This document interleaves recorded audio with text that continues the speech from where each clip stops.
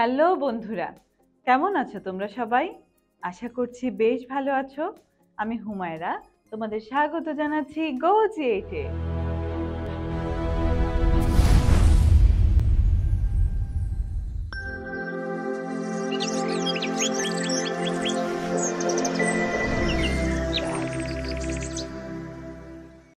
বন্ধুরা, আজকে আমরা তোমাদের মাঝে একটি নতুন গল্প নিয়ে হাজির হয়েছি। আজকে আমরা যে গল্পটি নিয়ে আলোচনা করব তা হলো একাদশ দ্বাদশ শ্রেণীর বাংলা প্রথম পত্র বইয়ের ২৬ নং গদ্য তথা রেইনকোট, যেটি লিখেছেন আখতারুজ্জামান ইলিয়াস। তাহলে চলো বন্ধুরা, শুরু করা যাক আমাদের আজকের এপিসোড। গল্পটি শুরু করার আগে প্রথমে চলো আমরা এই গল্পের লেখক পরিচিতি সম্পর্কে জেনে নেই। আখতারুজ্জামান ইলিয়াস বাংলা কথা সাহিত্যে এক অনন্য সাধারণ প্রতিভার নাম। তিনি ১৯৪৩ সালের ১২ই ফেব্রুয়ারি গাইবান্ধার গটিয়া গ্রামে তার মামা বাড়িতে জন্মগ্রহণ করেন। তার পিতৃনিবাস বগুড়া শহরের উপকণ্ঠে অবস্থিত নারুলি গ্রামে। তার পিতার নাম বি.এম. ইলিয়াস এবং মাতার নাম মরিয়ম ইলিয়াস। এছাড়া তার পিতৃপ্রদত্ত নাম হল আখতারুজ্জামান মোহাম্মদ ইলিয়াস। বন্ধুরা, প্রথমে বগুড়ায় ও পরে ঢাকায় তার শিক্ষাজীবন অতিবাহিত হয়। তিনি ঢাকা বিশ্ববিদ্যালয় থেকে স্নাতক ও স্নাতকোত্তর ডিগ্রি লাভ করেন। কর্মজীবনে তিনি ছিলেন সরকারি কলেজের বাংলা বিষয়ের অধ্যাপক। বাংলাদেশের কথা সাহিত্যে আখতারুজ্জামান ইলিয়াস একজন অগ্রগণ্য ব্যক্তিত্ব। তিনি লেখার সংখ্যা বৃদ্ধির ওপর কখনো জোর দেননি, বরং গুরুত্ব দিয়েছেন লেখার গুণগত মানের উপর। জীবন ও জগৎকে তিনি পর্যবেক্ষণ করেছেন গভীর অন্তর্দৃষ্টি সহযোগে। তিনি দেশের ইতিহাস, ঐতিহ্য, সংস্কৃতি, রাজনীতি, অর্থনীতি, দারিদ্র্য, শোষণ, বঞ্চনা প্রভৃতি বিষয়কে করেছেন সাহিত্যের অন্তর্ভুক্ত। মানুষের জীবনকে সামগ্রিকভাবে অনুধাবন করতে চেয়েছেন এইসব কিছুর পরিপ্রেক্ষিতেই। মানুষের পরম সূক্ষ্ম ও মনস্তাত্ত্বিক প্রান্তসমূহ উন্মোচনেও তার রয়েছে গভীর দক্ষতা। বন্ধুরা, তার ৫টি ছোট গল্প গ্রন্থের সংকলিত আছে মাত্র ২৮টি গল্প। এছাড়া তার রয়েছে ২টি উপন্যাস ও একটি প্রবন্ধ সংকলন। বন্ধুরা, তার গল্পগ্রন্থগুলোর নাম হচ্ছে অন্য ঘরে অন্য স্বর, খোয়ারি, দুধ ভাতে উৎপাত, দোজখের ওম, জাল স্বপ্ন, স্বপ্নের জাল ইত্যাদি। এছাড়া তার উপন্যাস দুটির নাম হলো চিলেকোঠার সেপাই ও খোয়াবনামা। বন্ধুরা, আখতারুজ্জামান ইলিয়াস ১৯৯৭ সালের ৪ঠা জানুয়ারি ক্যান্সারে আক্রান্ত হয়ে ঢাকায় মৃত্যুবরণ করেন। এই ছিল রেইনকোট গল্পের লেখক পরিচিতি সম্পর্কে। চলো এবার তাহলে মূল গল্পটি শুরু করা যাক। বন্ধুরা, লেখকের ভাষ্য মতে, ভোর রাত থেকে বৃষ্টি, আহা বৃষ্টির ঝমঝম বোল। এই বৃষ্টির মেয়াদ আল্লাহ দিলে পুরো ৩ দিন, কারণ শনিতে ৭, মঙ্গলে ৩, আবার সব দিন দিন। এটা জেনারেল স্টেটমেন্ট। স্পেসিফিক ক্লাসিফিকেশনও আছে, যেমন মঙ্গলে ভোর রাতে হইল শুরু, ৩ দিন মেঘের গুরু গুরু। তারপর বুধের সকালে নামলো জল, বিকালে মেঘ কয় এবার চল। বৃহস্পতি শুক্র কিছু বাদ নেই, কিন্তু এখন ভুলে গেছে। যেটুকু মনে আছে, পুরো বেড কভারের নিচে গুটিসুটি মেরে শুয়ে আর এক পশলা ঘুমিয়ে নেওয়ার জন্য তাই যথেষ্ট। অন্তত ৩ দিন ফুটফাট বন্ধ। বাদলায় বন্দুক বারুদ কি একটু জিরিয়ে নেবে না? এই কটা দিন নিশ্চিন্তে আরাম করো। বন্ধুরা, এখানে ব্যবহৃত জেনারেল স্টেটমেন্ট অর্থ হচ্ছে সাধারণ বিবৃতি এবং স্পেসিফিক ক্লাসিফিকেশন অর্থ হলো সুনির্দিষ্ট শ্রেণীকরণ। তারপর বলা হয়েছে, তার হলো কই, ম্যান প্রপোজেস। এমন একটা চমৎকার বাদলার সকালে দরজায় প্রবল কড়া নাড়া শেষ, হেমন্তের শীত শীত পর্দা ছিঁড়ে ফালা ফালা করে ফেলল। সব ভেস্তে দিল মিলিটারি। মিলিটারি আজ তার ঘরে। আল্লাহ গো, আল্লাহুম্মা আন্তা সুবহানাকা ইন্নী কুনতু মিনাজ জালিমিন পড়তে পড়তে সে দরজার দিকে এগোয়। এই কয়েক মাসে কত সূরাই সে মুখস্থ করেছে। রাস্তায় বেরুলে ৫ কালেমা সব সময় রেডি রাখে ঠোঁটের ওপর।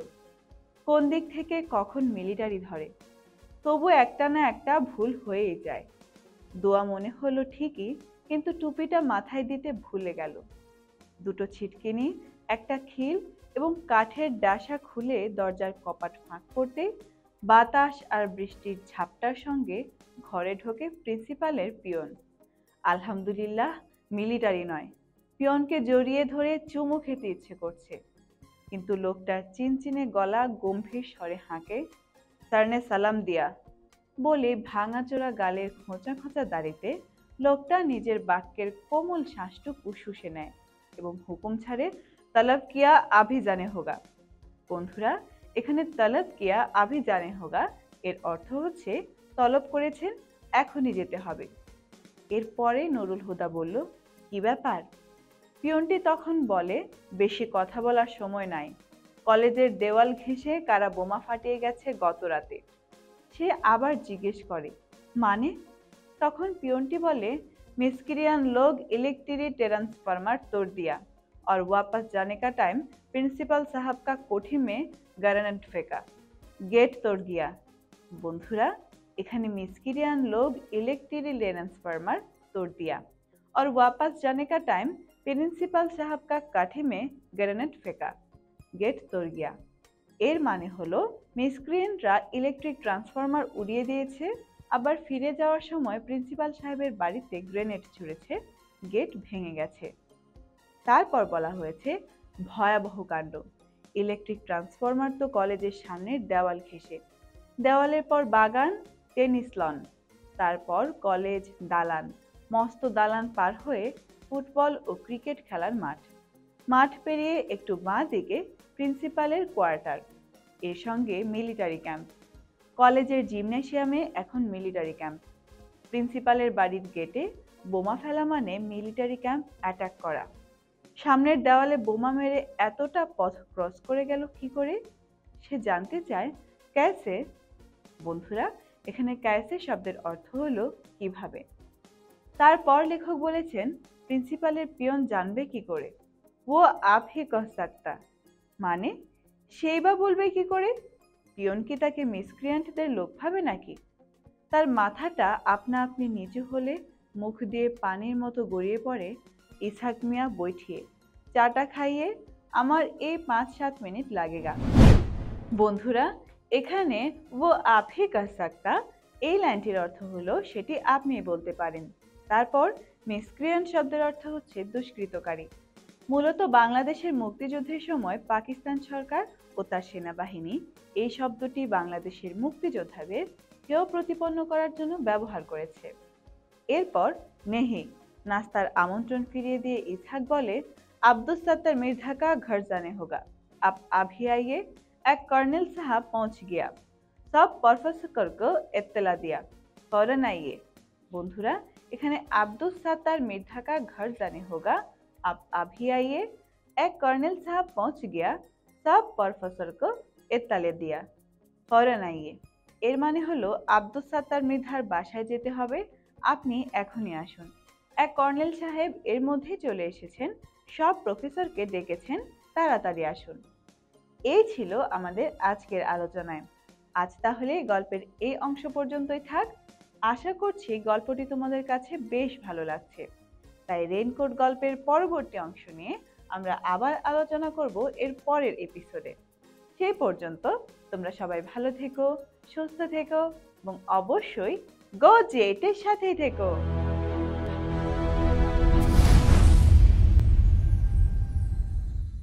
বন্ধুরা, চলো আজকের আলোচনা থেকে কিছু গুরুত্বপূর্ণ নোটস জেনে নেই।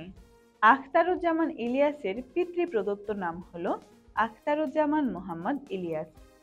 আখতারুজ্জামান ইলিয়াসের 5টি ছোট গল্প গ্রন্থে সংকলিত আছে মাত্র 28টি গল্প। আখতারুজ্জামানের রয়েছে 2টি উপন্যাস, সেগুলো হলো চিলেকোঠার সেপাই ও খোয়াবনামা। জেনারেল স্টেটমেন্ট অর্থ হলো সাধারণ বিবৃতি। স্পেসিফিক ক্লাসিফিকেশন অর্থ হলো সুনির্দিষ্ট শ্রেণীকরণ।